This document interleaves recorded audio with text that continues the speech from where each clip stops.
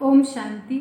एक पहाड़ी इलाके में एक गरीब माँ अपने 13-14 वर्ष के पुत्र के साथ रहा करती थी। वह जो लड़का था वह नित्य कुल्हाड़ी लेकर पहाड़ की घाटी में जाता और लकड़ियाँ काट कर ले आता था और इस प्रकार से ही उनका जीवन यापन होता था। नित्य की दिनचर्या यही थी।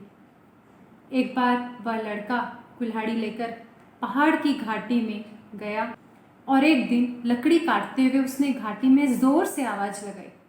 तो वह जो आवाज़ थी वह गूंज कर फिर से उस लड़के को सुनाई दी। तो उस लड़के ने समझा कि ज़रूर वहाँ कोई दूसरा लड़का है जो उसे चिढ़ा रहा है। उसने ज़ोर से बोला, तुम कौन हो? तो आवाज़ फिर से आई, तुम कौन हो? तब उस लड़के ने कहा, तुम मुझे नहीं जानते।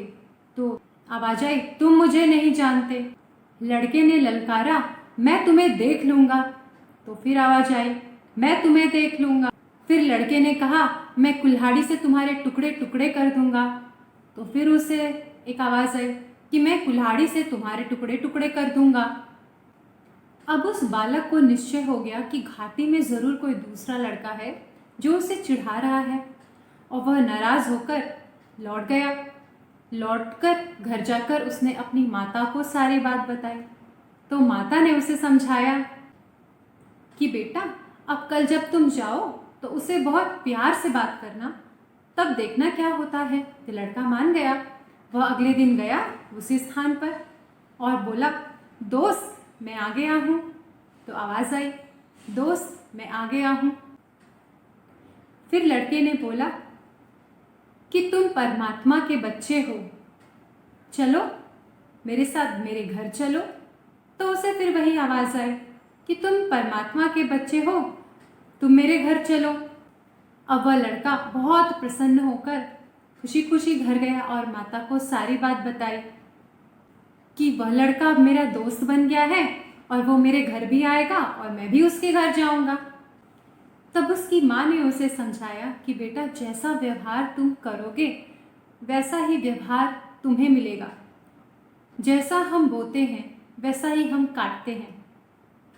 तो आइए कुछ समय हम स्वचिंतन करें और स्वयं के अंदर झांक कर देखें कि हमने स्वयं के अंदर क्या बोया है।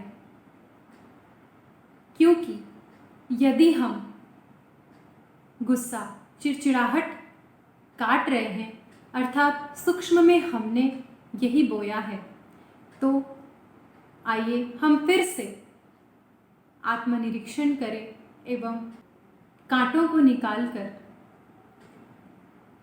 दिव्य गुणों के फूलों को हम बोएं, जिससे हम अपना जीवन तो खुशबूदार बनाएंगे ही, साथ ही दूसरों को भी हम खुशबू दे पाएंगे, दूसरों को भी हम अपने दिव्य गुणों से महका पाएंगे।